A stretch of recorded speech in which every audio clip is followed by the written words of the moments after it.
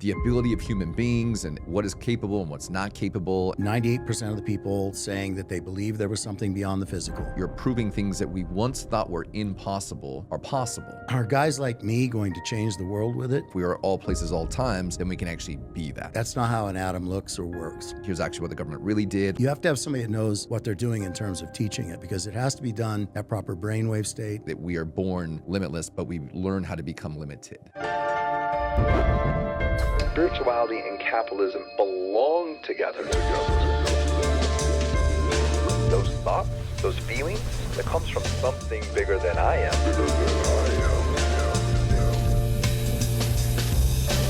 And together I believe we can all grow.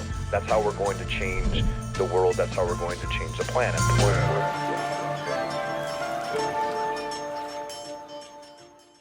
All right, well, welcome back to the Spiritual Capitalist. It's awesome. I gotta tell you, David, the fans went crazy from this last episode that we just did.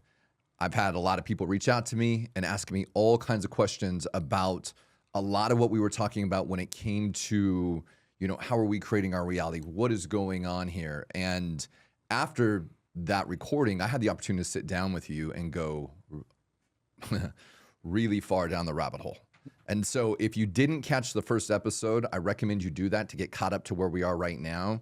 But I just want to basically jump into where we left off. Okay. So you and I had a conversation about how as you're moving through creating moment by moment, it's the intention that is, you're not attracting it to you, but rather you're moving to the next moment. Is that how you would say that?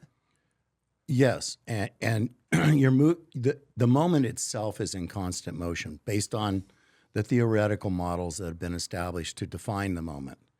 There's only one other attempt to define the moment, and it's really looking at it from a perspective of time.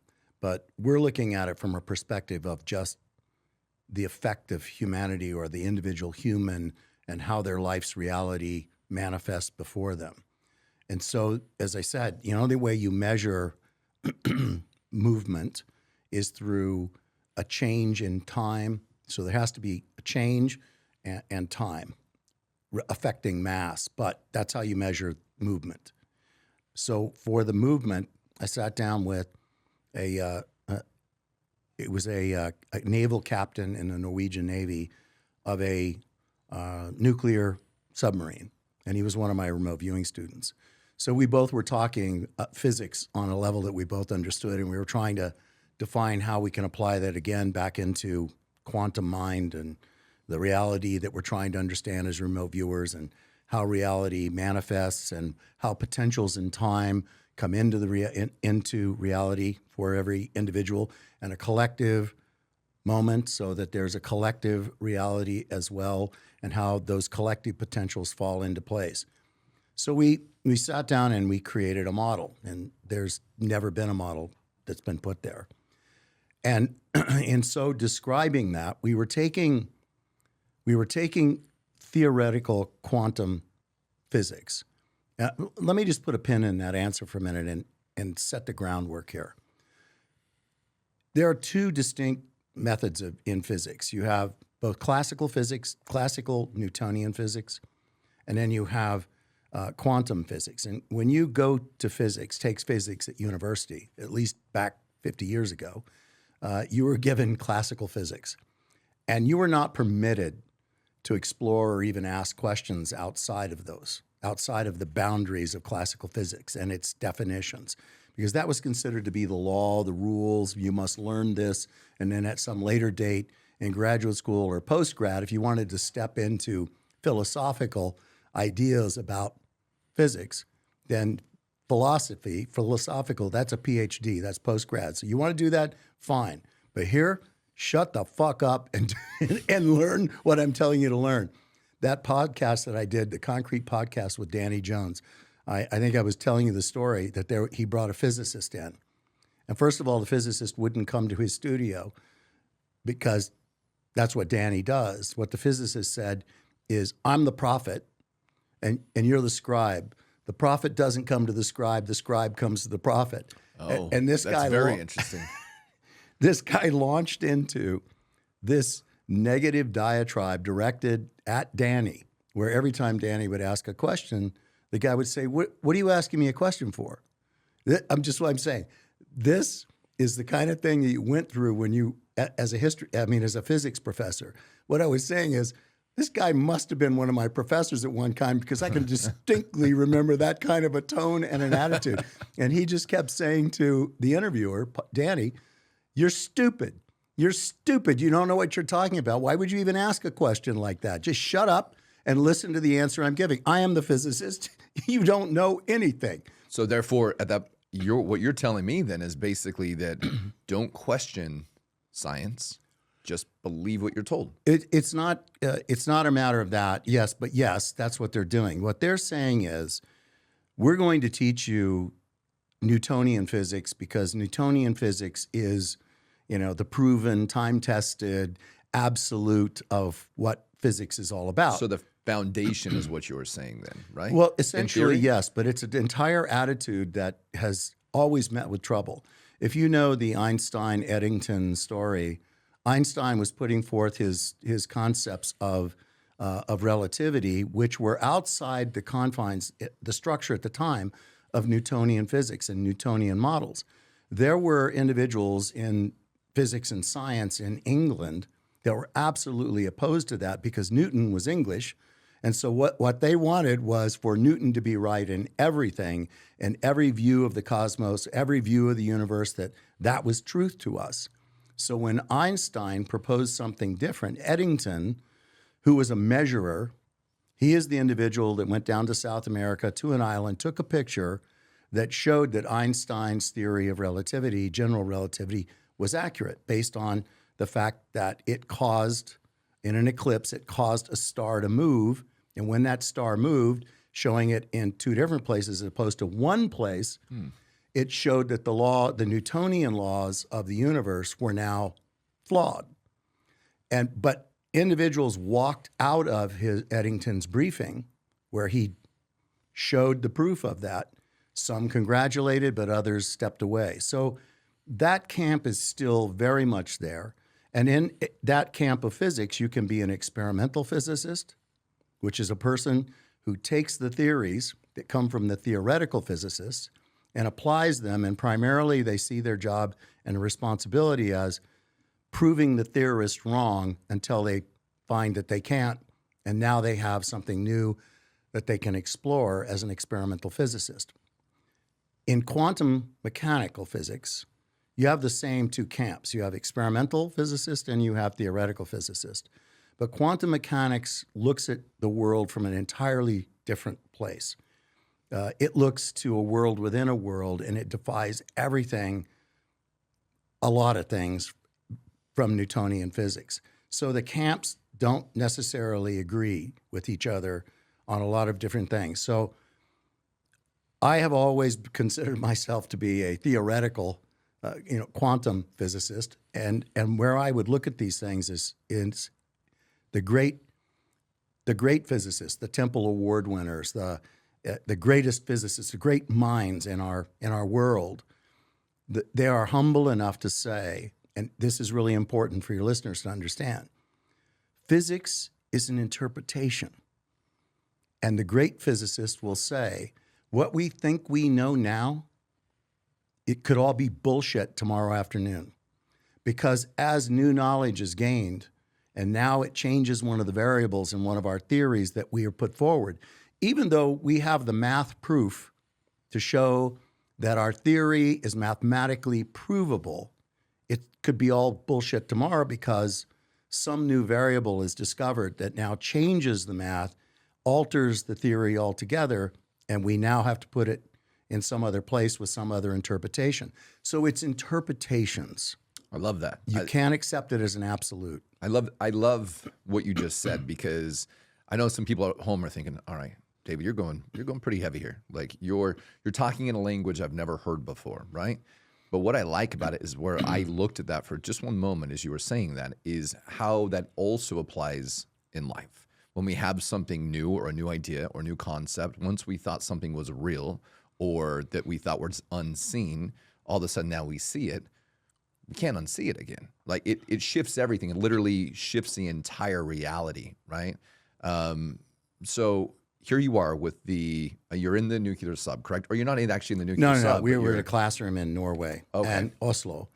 But we came up with this model just to describe what we believed would be a usable interpretive model for defining the moment in a human being, because it hadn't been done before, as I said.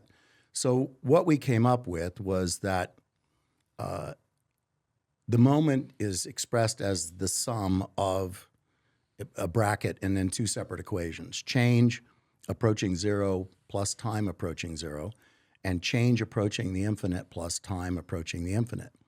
And the whole point of that was to establish the fact that the moment never stops. It's never locked into this moment right now. It's a constant moving process. You can imagine defining it by seconds, microseconds, minutes, but it never stops. It's never held static. That's an interesting concept. The next is it never reaches the end of its journey. The moment for us continues.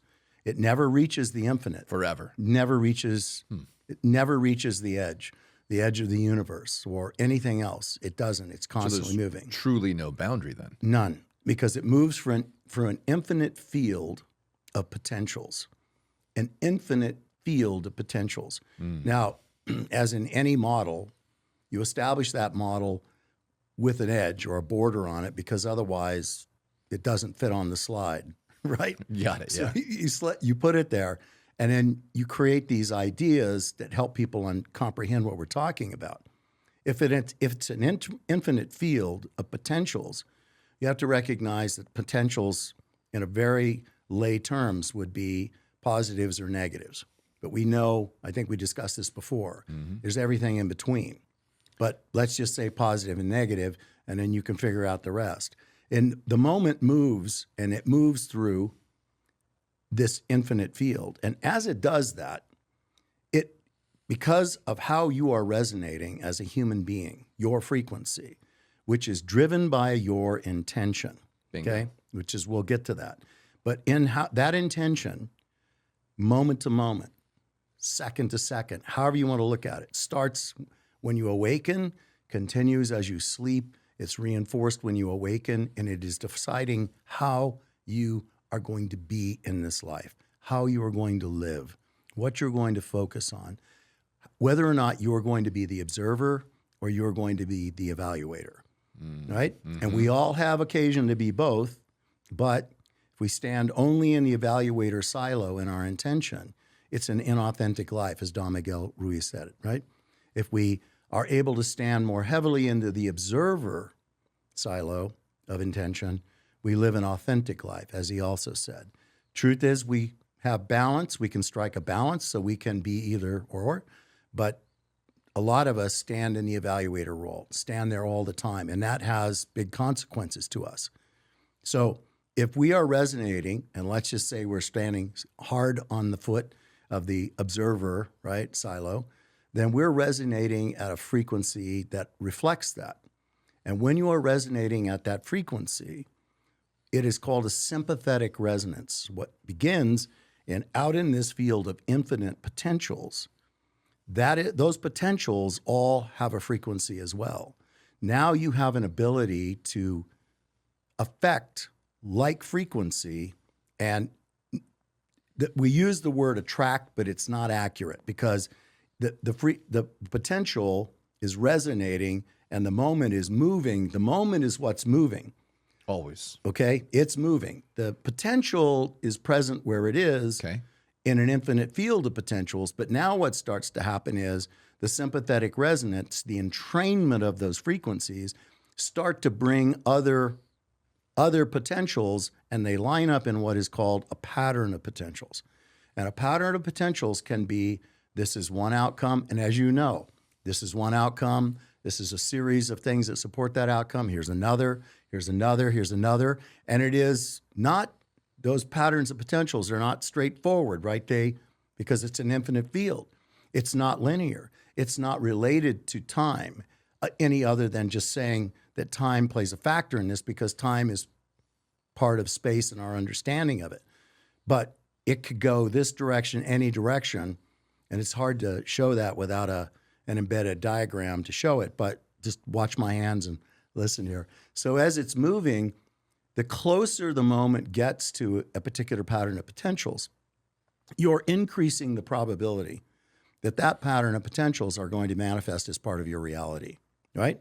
It's like a cone of potentials. So the moment's moving, closer it gets, the cone gets narrower and narrower until that becomes part of your reality. Because you're able to funnel it through, correct? Would you say that in that, would it be that as we're moving down this cone and there's different choices that come up due to the way we're vibrating, due to how we are with our intention to get to that moment, even though that moment's always continuing to move, is it the choices that we make that help us move down this visualizations of these ping pong balls? Is it the choice, or is it the actual vibrations that we're holding, or is it a combination of both? It's the choice of your intention. It's the choice of how you're going to hold your intention. Because remember, we talked that because the cone of probabilities, which is an interpretation, there's no real cone. Oh, of course. Yeah, Okay. no, I get what we're talking about. Okay, good. So as that potential grows closer to the moment, there are fewer and fewer things that are going to potentially skew it, especially if you continue to hold your intention moment to moment. What happens is sometimes at the very last minute, something changes. Another potential may present itself to you in your reality. And when that potential presents and it's not congruent with your current intention, it can affect you. And it can affect you in a negative way because it's a surprise. It's not what your intention is setting forward is what you want. And this is the thing that so many spiritual teachers talk about, like in The Power of Now and et cetera, is that is the point where you are now in a choice. The choice is, am I going to stand as the observer and continue to hold my intention? Or am I going to step in the evaluator role or worse and change my intention and thereby change my frequency, change how I'm resonating? And that then causes the moment to skew completely away from that entire pattern of potentials, and now I have different potentials that start showing up. And again, the only way that you stop that is catching yourself, reestablishing your intention, because bad things will happen. Things that are unexpected happen in life. They happen all the time. And how we react to that, how we manage our state in that moment, defines how we are going to stand in our own intention and continue to resonate at the frequency that we're resonating at. Because if not, we completely skew away from that, and now we're directing our moment to other patterns of potentials. And when you say at that point in time, when we do make the decision and choice, let's say we make a decision that is not in alignment or is not in our intention, all of a sudden, I mean, there's a lot of different things you've seen from vibrational frequencies and so forth. We're changing our frequency at that point in time, and that frequency would then bring us down maybe another path. Is that a potential? Is that a possibility? Yeah, that is precisely theoretically in the interpretation of what is happening. Yeah, it's just me trying to interpret, what you're saying here. So I love that you've gotten so clear on the formulation of intention, because there's a lot of people that talk about intention all day long, right? I talk about it. I'm always like, look, it's your intention. We have to hold our intention. There's a lady named Kim Stanwood that I work with, and she's always talking about intention. And so I know that this is a big deal because I can see from my own personal experiences that it's my intention that continues to lead me down the path I'm in, right? Without that intention, I would just be wandering around aimlessly. And that intention is also to hold the vibration, or the vibration of love, or vibration of peace, or any of those vibrations, or the tree of life vibrations, I would say, versus victim, abuser, all these other places, which you would just have called the being in the position of the judgment, right? The evaluator. The evaluator. So if we're judging and we're evaluating, then we're standing in a place of lower vibration. Right. That Yeah, sum it up a little bit? It does. It's very well done. To give some examples to the audience, it's if you're looking at the two different silos. So an evaluator believes that everything is an absolute. particularly if they've decided absolutely on what something is. And the observer looks at the world through this set of parameters. There are no absolutes. And I look at it as that way, at least in that portion of the silo. It's a choice to either accept or think that the world is nothing but absolutes, blacks and whites, and especially if you're the person that came up with that, right? Right. And the observer sits over and goes, well, there's always another version of everything, and therefore nothing's absolute. Not even the statement that there are no absolutes is absolute. Right. That, you see that? That's a different thing. An evaluator, a characteristic is they only accept, one version of everything, and it's usually their version. Yeah. And all other versions A lot don't of fit. pessimism goes into that. A lot of narrow-mindedness goes into that. A lot of, I would say in a lot of ways, that's why we have a lot of broken systems, is because of that narrow-mindedness, not willing to say, okay, listen, I have new data, I have new information, I need to make a new choice or new decision, and I need to be able to step outside of myself enough, which is brave, to be able to say I was wrong. Most people don't want to be wrong, right? I've been there many times in my life to be like, no, this is exactly how it is. But then again, once there's that new data that comes in, it's like, okay, I now know I need to make a new decision, a new choice, moment by moment, as you would say before. We had a conversation as well that I want to share with the audience, and that was, we can look at different forms of religion and we can look at different forms of beliefs. And so, but if we take all that and just kind of move that to the side and we use a little bit of science, which I love this, to be able to prove the fact that we are much bigger than what we actually give ourselves credit for. I mean, much bigger. You shared a concept to me, and I'm not going to give it away to the audience yet. I'm just going to say it to you, and you know what I'm talking about. And that is what an atom is. Can you break this down for me? We can start to kind of explore this a little bit so we can get the audience to see just how powerful they are. Well, just to anchor this concept in a model, there is a Rutherford model of the atom. And if it's still used in school today, and that is been in existence since 1909. And the Rutherford model of the atom shows a little nucleus, and it has these big swirls that go around it. It's even in the Atomic Energy Commission. That's what I thought it was. Before we talked, I thought, oh yeah, this is how atoms work, because you can't see it. You believe what you're told. Don't investigate it a whole lot more. And as I investigated with you, you showed me something very different. Yeah, that model is absolute nonsense. It's absolute nonsense. That's not how an atom looks or works at all. So, but it takes quantum physicists to turn around and make that distinction and say that it's a worthless model. It's stupid to be making people think like that. They use the term nonsense. I put the stupid in there. So the best way for me to model this again for you verbally is to say, and it's an old model that many people have used. If I ask you how many atoms are in an orange or an apple, say orange, you couldn't create a verbal depiction of that or a visual depiction of that. It'd be impossible. I mean, how would I know? Because you don't know. So you would have to blow the orange up to the size of planet Earth. That's a big orange. Yeah. But then you could actually see the atoms in that orange because they would be the size of table grapes.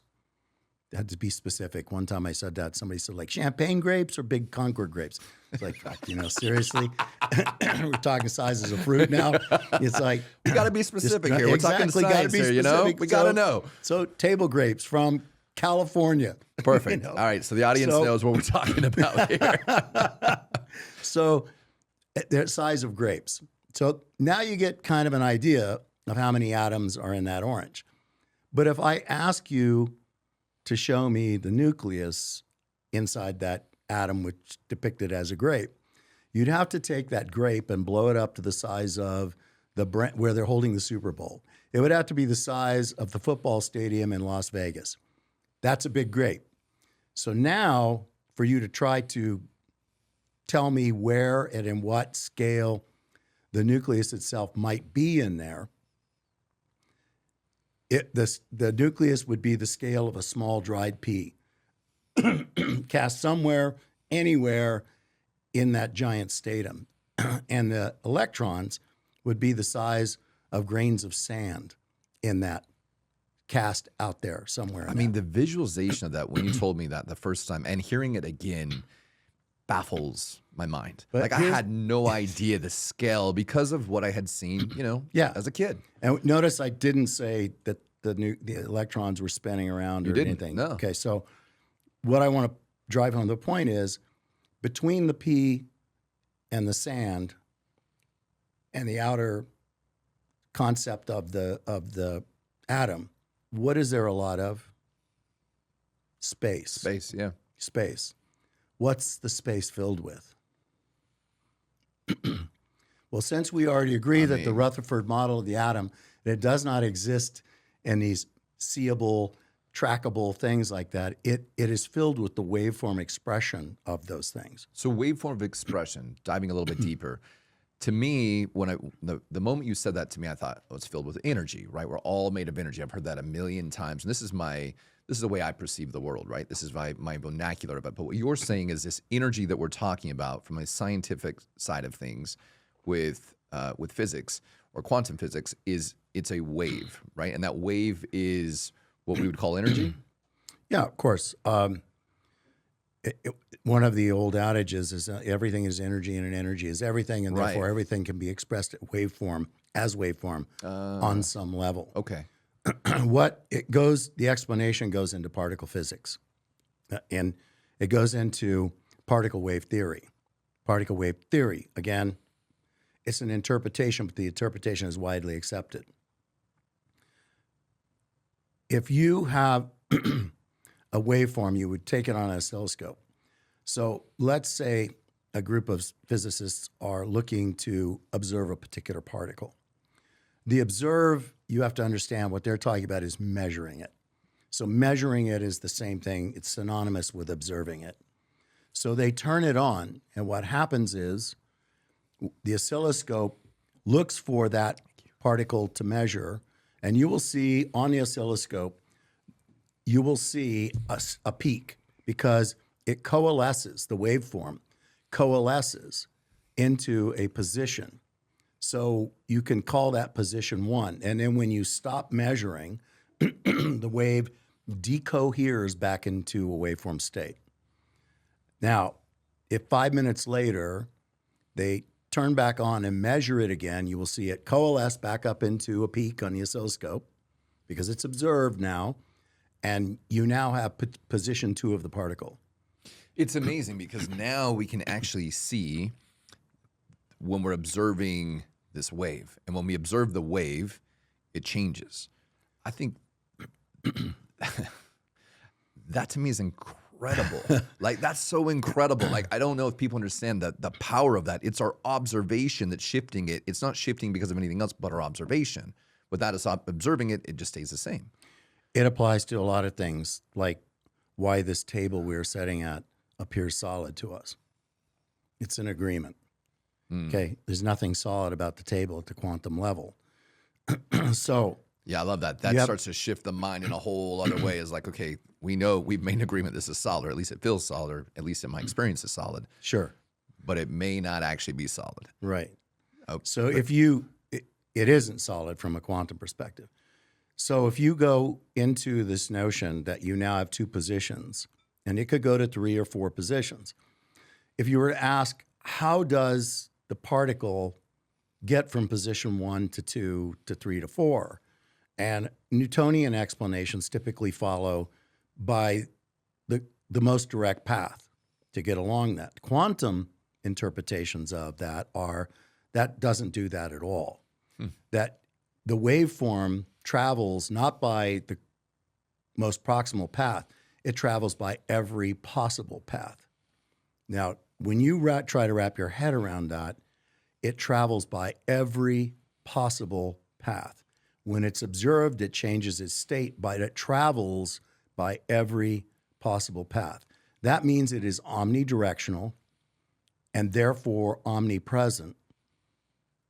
So the waveform expression of energy, be it a thought, be it anything, the waveform expression of that is omnidirectional and omnipresent. That's what constitutes the holographic matrix field. I just got chills. Like that alone, I don't know if people really gather what that really means. That if it's energy, everything is energy and it's omnipresent and it's going by any path possible. What does that mean for the actual self, the actual human, the actual this reality, this experience? It means, if I'm hearing you correctly, that means we are literally in energetic forms and all things proven that we're all one because we're all on the same energetic path, which if we're all one, that means we're all one with the universe, the earth, animals, nature, each other. We're all one. And so maybe that's where a lot of times where we see in biblical text where it says like basically if you harm someone else, you're harming yourself. On an energetic level, that would feel very much in alignment that way. Yeah. I mean, that's a very good interpretation. But the idea of that, it means that every thought, every desire, that you, that the others in this room, that are, everything is here. And it's never as in the field of viewing or doing any other things. It's not some projection of consciousness to some other place because we are all omniscient, omnipresent, right? Mm-hmm. We are all omnidirectional, right? Break that down a little bit because you had to break that down to me a while ago. And that was that those words originally came from ancient Latin. Which meant what?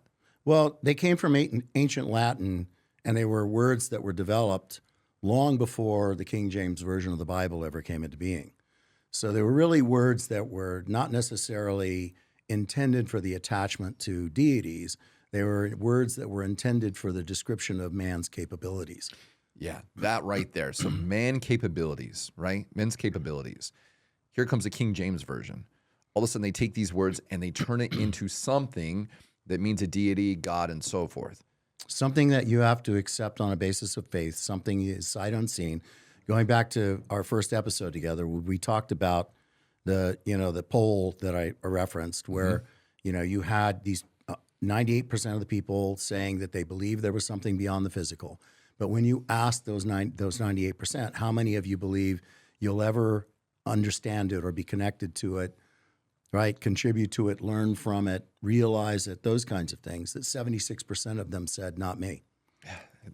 And then you, with your guys' team, you were able to prove that it was quantifiable, that we are much bigger than what we think we are. Quantifiable, we can find things throughout the world. You guys were able to do some incredible things in the military to be able to prove this science out. And again, you're not going anywhere because you're already everywhere at all times, all places. It's through the waveform, but it's also because, from what I understand from you as well, David, it's from the ability for us to be able to enter into different wave patterns in our own brain to be able to start to see, recognize these things. And on top of that, I would say have the intention or the belief that we are that. And so therefore, if we are all places, all times, then we can actually be that. Yeah, the idea, the theory is, and remember, these are interpretations. So we didn't necessarily prove, we proved what human beings can do, right? And what I'm offering is the theoretical interpretation of quantum mechanical physics, how it relates to quantum mind. What I am using in terms of Rutherford model and particle wave theory, et cetera, that's all part of the interpretive theories and experimentations in quantum mechanical physics. But in terms of proving that the human use of that, what we've done is we've set up empirical experimentation, wherein we've shown that individuals have an ability to enter an altered state and to look for specific things related to a target distant in space-time. And I hate using that term because we've already established it's not distant in space-time. But that's how they adopted it's in the here it. And now. Right. Well, again, you're not projecting anywhere. It's already around you. The waveform expression of what I'm asking somebody to detect, decode, and objectify, right, through the structure is already there. And by just changing the brainwave state, it changes how you're interacting with that waveform structure. So in one way, you're using a very deliberate dogmatic structure that is prompting you to reach that waveform, to detect it, then to decode it in your biological brain based on your experience Rolodex, right? Because it needs to have some sort of verbiage tied to it. Otherwise, it's very difficult. When a viewer looks at something in the practice of that and has no reference for what they're looking at, has never seen anything like that before, your biological brain will run through its Rolodex at the speed of human thought, which, according to Rauscher and Targ in their studies, is faster than the speed of light. So that's how fast we have to cognate. It'll pull up whatever it thinks is the best fit. And then it'll go from there. But then you have to objectify it. You have to write it or sketch it or probe it and label it. That's objectifying it. You go to another brainwave state, and now rather than dogmatically detecting, decoding, objectifying, now you're flying. Now your contact with that target in its waveform state in the holographic matrix field is constant and ongoing, and the sensation is being there, is like physically watching it, albeit still, broken and interrupted and fleeting, right? And then as you go further into other more advanced forms of the phenomenon, you're just going into shared deeper brainwave states like theta delta, right? And you can gather data in both of those. So the deeper you go, the way you perceive the target waveform expression of itself is different, but you're still doing the same thing all the time. Not projecting, just simply opening your non-physical eyes to perceive the waveform expression of data emanating from that target, and in a very complex gestalt, because we want complex gestalts because that is the hardest problem you can deal with. We don't want to make it simple. We want to make it difficult. And then we will measure quantifiable attributes about what should have been perceivable in that target. And then we're going to look at what you produced versus what should have been seen in the target. You know what I love about the work that you do specifically? One, you're not some woo-woo guy. Like I've hung out with you a lot and I've gotten to know you, and you are definitely not that guy. You are through and through from the military, through and through facts, figures, science. We've had conversations about plant-based medicines. We've had conversations about, the ability of human beings and what is capable and what's not capable, and things at one point in time I thought was actually real. And you would say, nope, here's the papers. Here's actually what the government really did. Like, you're just a no bullshit guy, which I love about you, because it makes it so you don't have to go through all the bullshit to find out what is truth. And what I love too is that you're proving things that we once thought were impossible are possible. That to me is incredible. But one of the things I think happens as we get older, we start to build up all these belief systems, these ideas of what we're not capable of and who we're not. Recently, I heard somebody say that we are born limitless, but we learn how to become limited. And the reason I bring that up, and I'm preferencing this, is because I want to know what your thoughts are. Is you said a while back that we're all capable of doing this. Everybody, all human beings, right? Remote viewing. We're all capable of tapping into our intuition. We're all capable of tapping into the field of the holographic universe and also the wave, or really it's all the same thing. What do you think would happen if all of a sudden kids, small kids, start to learn these things at a young age? Like, what do you think would happen to the world? And what's your thoughts on this? Yeah, it would be a different world. And it's really the only realistic approach to this because, look, I'm getting into the twilight, years of my life. And my job is to be a teacher. My job is to share this and just show it. Job like younger men like you is to be purveyors of that message. But what happens with us when we're born into this world with this gift, which I say there is a reason why we were born into this world with this gift. That would be an entirely wasted thing to bestow upon a species if you did not have some intention that they were going to use it as they mapped the path and progress of humanity. And if you understood that that was what was granted to us, How could you look at the world now and think that we ever discovered it in the right way and decided to use it in the right way? Now, are guys like me going to change the world with it? No. Well, hold on. Stop. I'm going to stop you there. By the fact that you actually were able to show this technology to the world, the fact that you're able to show exactly what is happening with this, Right. the fact that you're able to teach people, man, you may not specifically be the one that all of a sudden does And that's that, what I'm saying. but you are absolutely the catalyst that was the rock that dropped that allowed the ripple to happen. Yeah. So maybe if we look back, if you were to take and do a little bit of remote viewing and look from the future into the now, maybe you'd see a whole different story. Yeah. Except I embrace the theory that there is no future nor past. Well, There's that only too. now. There is only now. I do So agree. back to that question of how do we employ this? The target audience has to be children. So I really see my job as empowering, young adults and, others. It doesn't matter, whether somebody's 88. I'm still going to teach them and empower them with it because I Sure. think as you get ready to cross over, this is a pretty good thing to have in your, in your quiver of knowledge. But the way we're going to change the world is by focusing on the children. And you cannot let it get misdirected into, you can't put it into the hands of school boards and curriculum developers now. It can't happen because they have a different agenda, which is quite obvious. And that agenda will bastardize this or corrupt it, or they will discount it altogether. But there should be developing, young educational institutions where parents can bring those children into those institutions and they can be taught how to utilize, where they can nurture this ability and be taught and trained how to use it. Was that you do a lot of, you're a researcher. I mean, that's really, you can tell the moment you open your mouth that I can pretty much ask you anything about a lot of different subjects and you're pretty knowledgeable on them.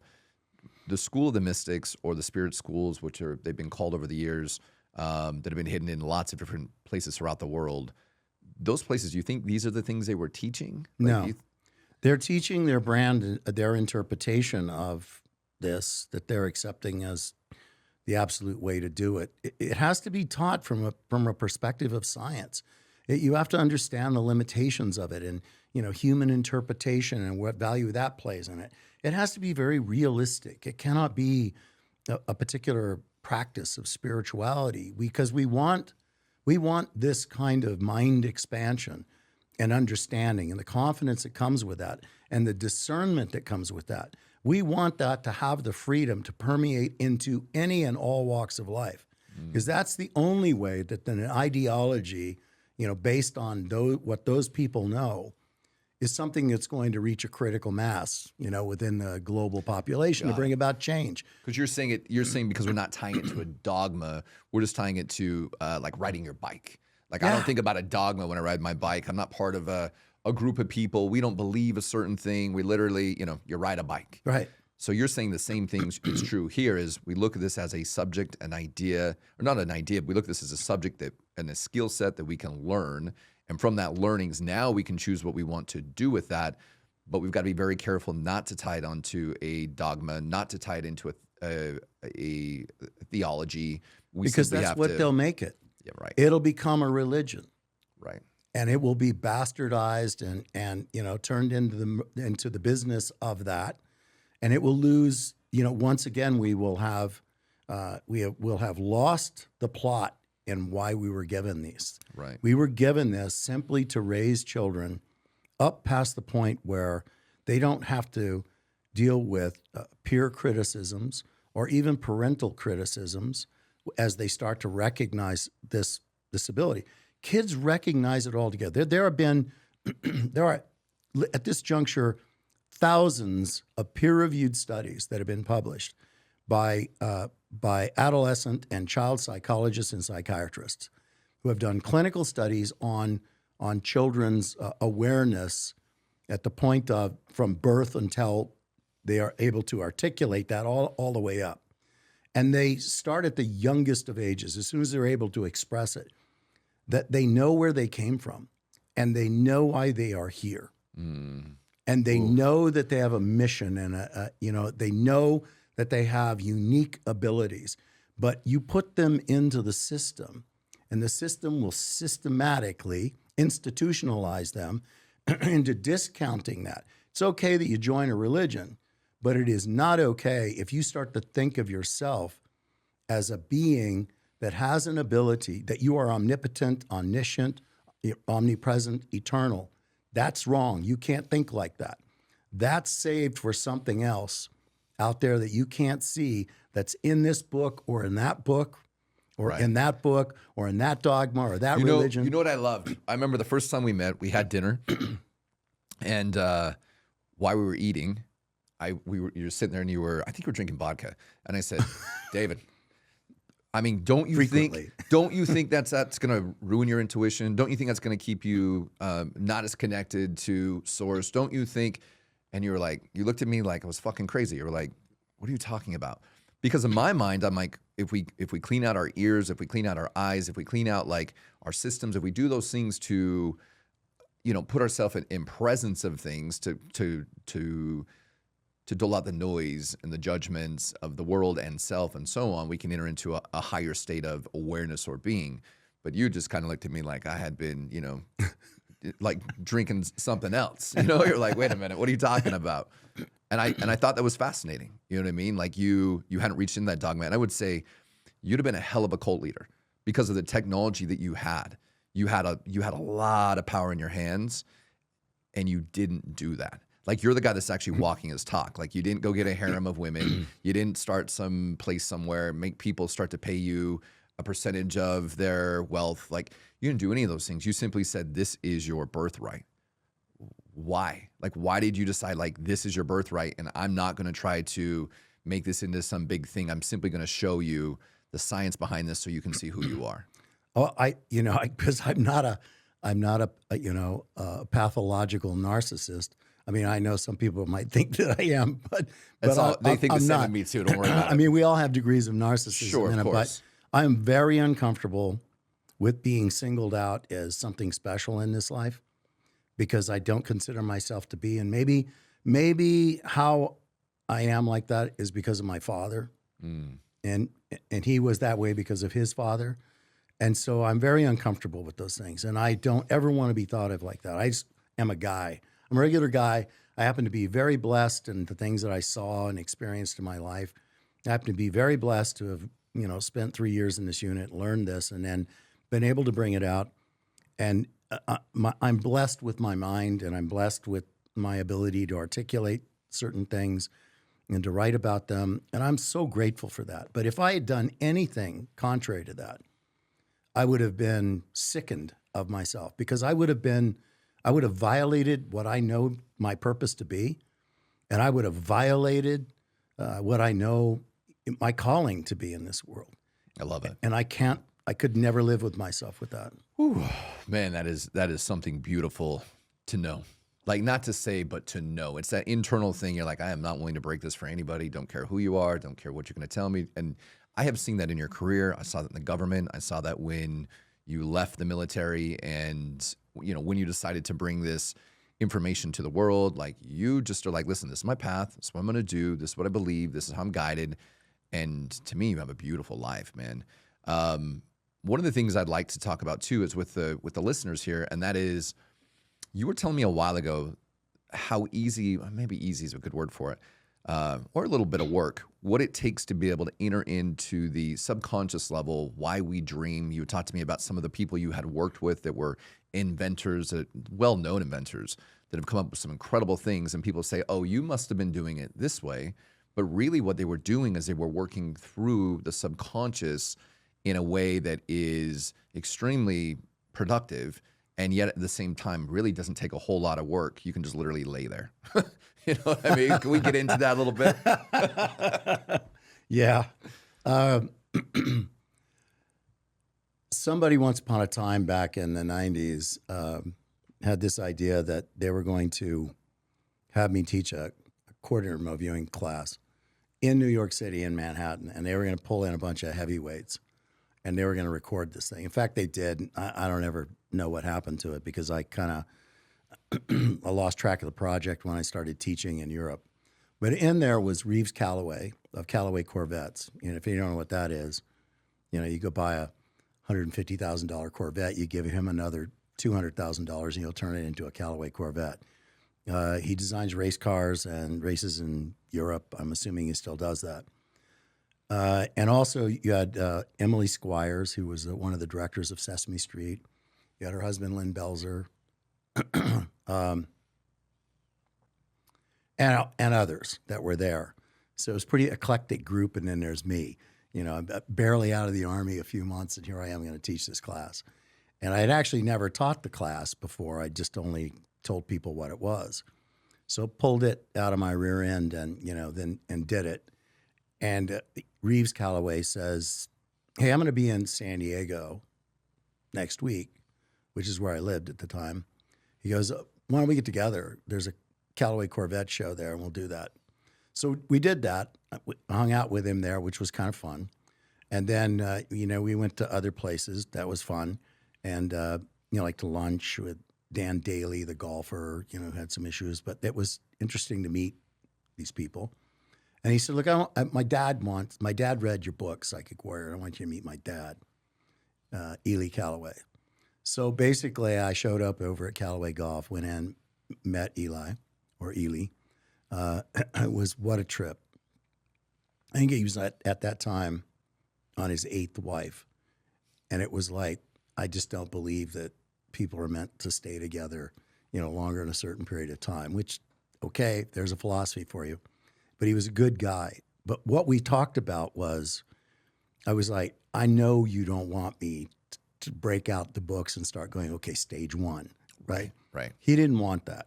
What he was kind of really looking for was to thank me for what I wrote and to say it validated, what I know about what I do and how I create. And I'll just paraphrase it.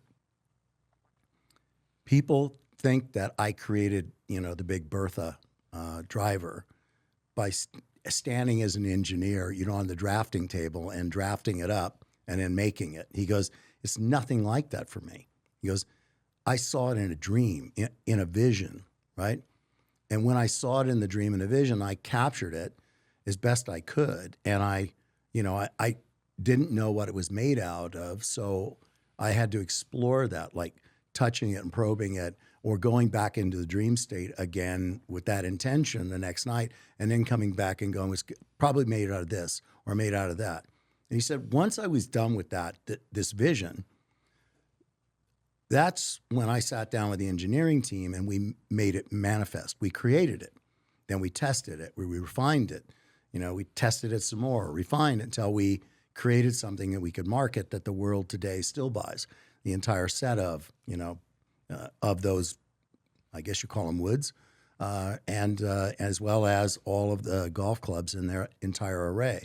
He's gone now. He passed, but it was interesting that he shared that with me, because I thought, well, there you go. I mean, it's a perfect example of the ability that we have to detect and decode the waveform expressions of these things. And if we make it our intention, I need something new. I need to reinvent this or reinvent that. Well, that would have been a very difficult question to address. He never shared exactly what the question was, or maybe just the open thought that I need something new in this profession, and that shows up for him. Maybe that was it. But Buck Charlson is the next guy that I was introduced to. And Buck Charlson is the guy that formed the Life Sciences Foundation. He was very aged when I met him, quite elderly. He was in his 88 or 87, 88. And once again, I was like, I know you didn't bring me here to teach you this. And it was like, no, I just want to talk to you about what you do and what it meant to you. And it again went to, he owns like 38 patents. And some of them are still used and viable today. Others have been surpassed. But he said to me that he never once created anything that he patented on a drafting table. He dreamt them, and or taking a nap or going into an altered state as he got older. He would say, I sit at this table and I will have a cup of tea and a piece of paper and a pen in front of me. And he said, and I will go into an altered state. And when I awaken, when I come back out of that, the cup of tea is cold, and I will have scribbled things on this piece of paper.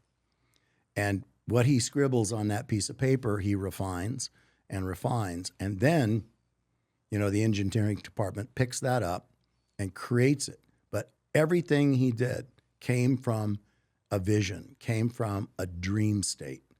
He told me the very first time that happened, he rolled out of bed and grabbed a pen and wrote on the fine linen covering of the nightstand, to which his wife got very upset, as he pointed out, and that he used to even go into this trance state sitting in the dining room and then sketch in ink on the dining room table covering. That's so amazing, because most people think that work, right? And I want to get into steps in a second too, because I want to leave the audience with something tangible. We think that work or doing something has to be difficult, has to be hard, has to be strenuous, has to, all of these different labels we put onto it. But we're seeing from, some top golf, producers in the world that it simply can just come. You know what I mean? It's in those moments where we don't expect something, and all of a sudden those awarenesses come, or those aha moments, or those points of inspiration. But instead of just having it, randomly show up at, hope, like I'm going to hope this thing's going to show up. What's some of the things that people at home that are listening to this or watching this on, that they can actually put into practice? Like, what's some of the questions they can ask? Like, what's some of the things they can do so they can see that what you're talking about is actually real? Yeah, I mean, it goes back to thought incubation, which is something I was taught how to do decades ago by a JD by the name of it was Julian Gresser, and it was at the Office of Technology Assessment for the U.S. Congress. And Mel Riley and I from the remote viewing unit were detailed to go over and sit down and listen to this, which I found utterly fascinating, because he was using it as next generation brainstorming. And of course, this came in a time where organizational effectiveness was rampant through the Army, and organizational effective was anything but effective, which is why the Army got rid of it. It was sensing and brainstorming and that kind of thing, which was just worthless. So thought incubation was to take people outside of a realm of judgment or self-evaluation or competitive spirit and, do I get my idea up on the chalkboard or up on the whiteboard, right? Or, how do I defeat the extrovert, and how does the extrovert defeat the introvert? Because that is a dynamic that's constantly ongoing. And introverts, who have just as much quality and creative in their ideas, but who are just unwilling to stand up and go to battle with an extrovert, will just sit back in their chair and think to themselves, yeah, business as usual. The loudmouth gets their shit up on the board, and the rest of us, if we try to get it up on the board, everybody's paying attention to the loudmouth. And if the facilitator is an extrovert, or if the boss is an extrovert, it's a lose-lose for you. So they just sit back. They remove their ideas from there. And so when you statistically look at that at the corporate spectrum or anything else, that's talent that is untapped and unharvested, because it's a human dynamic that they are unwilling to participate in, and the others will aggressively make sure doesn't make it up top, because they want ownership of that idea.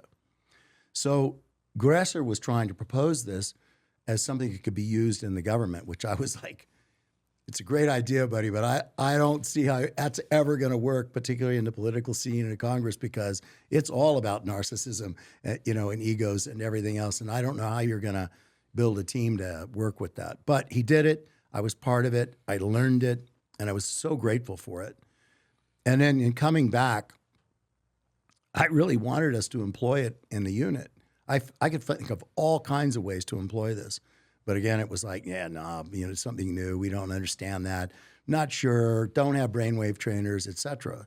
So the next thing that happens is in Command and General Staff College, one of my master's theses was on next generation brainstorming, and it employed thought incubation. And so I got permission to use 3 different staff groups, which are 24 men and women, multi-service, multi-branch, right?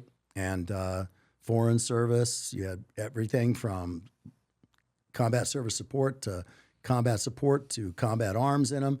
And so control group, standard brainstorming, everybody had the same problem to solve. And the control group did a standard, I brought in a former OE guy to mediate that and to moderate it and to create it and come up with the ideas, giving a list of the ideas to problem solve this particular task. And then another group, we did not do it as a brainstorming session. We simply let them sort it out as 24 people, freewheeling it and coming up with solutions to that group. And in the third group, we did this as a thought incubation. And the thought incubation was controlled with me and guys that were helping me there. And we just turned the lights out, and we had them no training for an altered state of consciousness. So it was them just turning the lights out, putting this problem into their head, and then turning around and without discussion, just to write the solutions to the problem that they came up with down. And what we ended up with was expected total disagreement and non-inclusion of introverts in the class for the other one. And they came up with, out of them all, about 4 solutions to solve the problem. In the freewheel it, come up with whatever you come up with, there actually ended up being like 6 or 8 solutions that came up, all of them good solutions that warranted further study. But in the other group, where nobody allowed judgment or extrovert, introvert, interplay, everything was open, we ended up with some 26 usable solutions that came out of it. Why? Because nobody got to apply a filter. That's remarkable. Now next, that has to be sorted.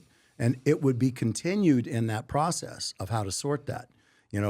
Coming up with which of these, works the most. You front load them, you tell them about, here's all the solutions, so now, right? Mm-hmm. Or you swipe them out completely and bring in an entirely new team.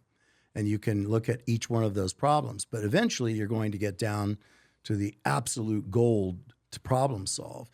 And it is so worthy of the time investment in doing something like that. But you have to have somebody that knows what they're doing in terms of teaching it, because it has to be done at proper brainwave state. It has to be done ultimately under the right conditions with people who are trained to do it.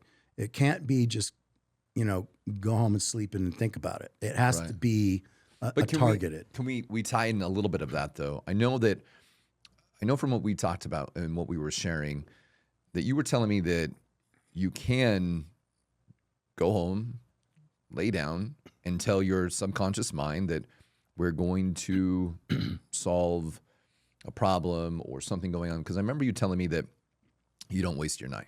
Like you're very deliberate about your sleep. You're very intentional about your sleep. Can you go into a little bit of that and Sure. some of the steps or some of the questions that people can ask themselves? Because it's the quality questions we ask, right? Yeah. If we go in with garbage in, garbage out, as you've explained to me before. So the quality of questions are going to determine the quality of results. Absolutely. It's what I was telling you is that I don't ever waste a night. If I, unless I've been out with you guys in the animal house and I come back, then it's pointless.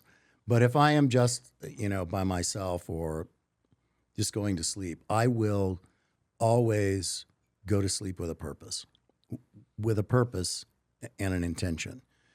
And it can be problem solving, it can be relationship based, it can be business based, it can be, save the world and the whales and everything else based. It can be whatever it's going to be. And the garbage in, garbage out means that one of the things that you have to learn in doing of this is how to formulate the questions. Because garbage in means it's a nebulous, open-ended question that you're then going to put implant into your mind and say, solve this for me. Right. And what's going to happen is it can't. So you're going to get a big, giant, broad-based, nebulous response back. So in order to systematically approach the problem and solve it, whatever it may be, you need to be able to learn how to distill the question. Because typically, just on average, what I've seen over the decades is when somebody tosses a question down, it's usually 5 questions, sometimes more, but it's usually about 5 questions rolled into one question. That is a reflection of how we communicate in society now. Remember, I shared with you that the studies have indicated that out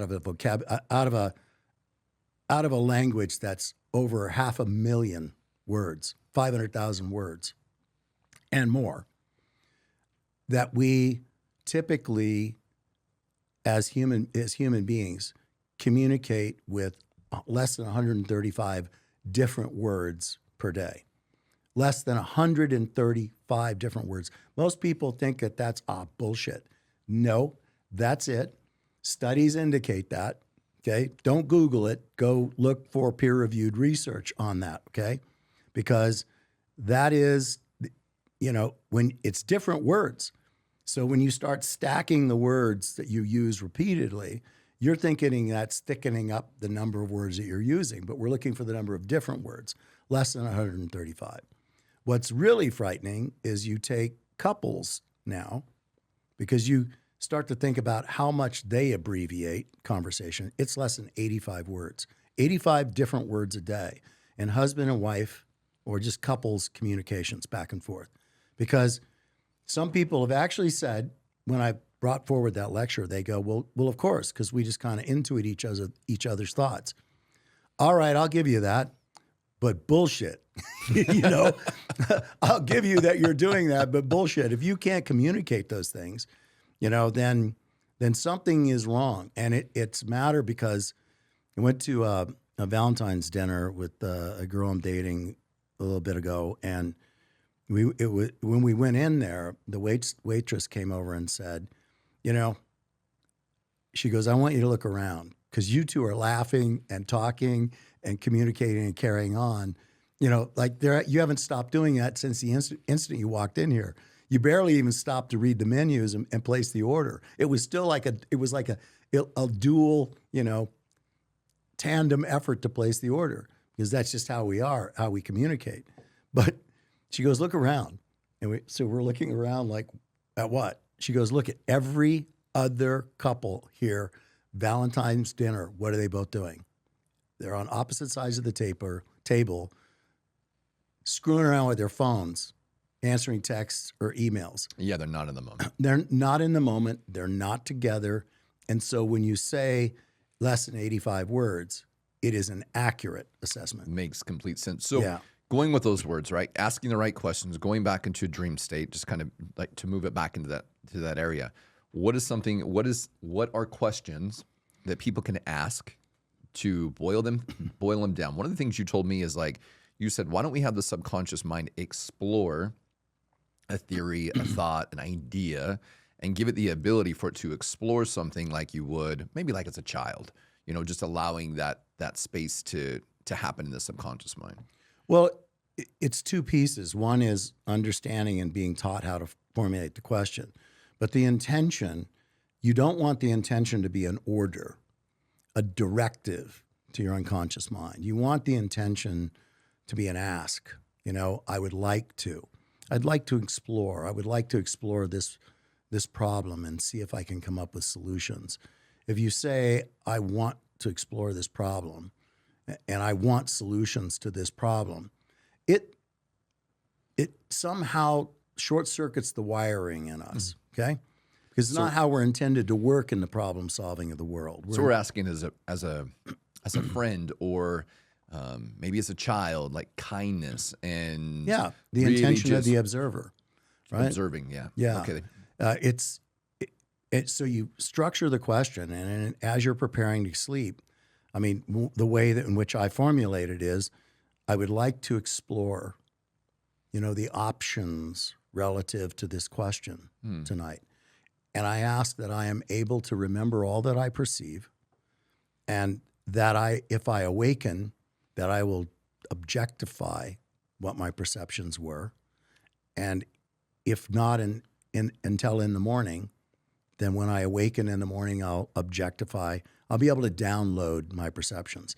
Because if I don't make that part of my intention, I can be caught up into that process that so many people who've never recorded a dream or something are in, which is you start to write what you're sure it was, and the end of the sentence disappears until you meet somewhere in the middle, right? Yeah, and you forget completely. Yeah, it's completely wiped. Is that something you say out loud or have people say out loud, or is that something you just write down or something you read? And I know I'm looking for more of the mechanics of this, but Sure. you know.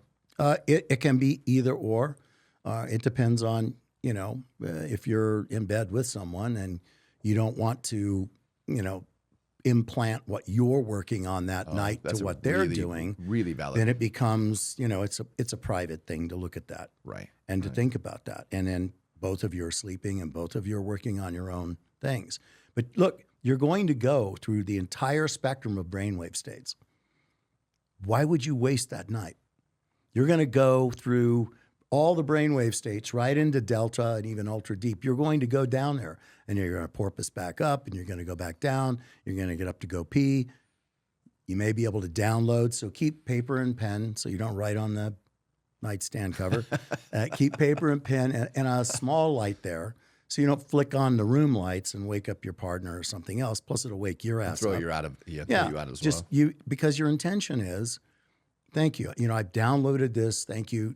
Now let me go. I would like to go back to sleep. Yeah, going right back into that, and you will literally you'll go right back to into the sleep. field of pulling that information. If you're here, if there is only the now, we're pulling information from the now, which is, I mean, there is no end to it, as we just talked about before. That's incredible. But don't make it trivial. Like, should I have broccoli or spinach tomorrow? Right. You want to. It needs to be spiritually, collectively. Well, it seems like you want it to be meaningful, right? You want to give that subconscious something excited to go after, to look after, to find. Yeah. So, David Morehouse, you are one of the most fascinating individuals I've met in my life. It's an incredible honor to have you here. I know last time when I had you here, I asked you, like, what do you want to be remembered for? But my other question for you is what does spiritual capitalism mean to you? I see it very much as, it's why I love you and I love this message. You're my newfound best friend.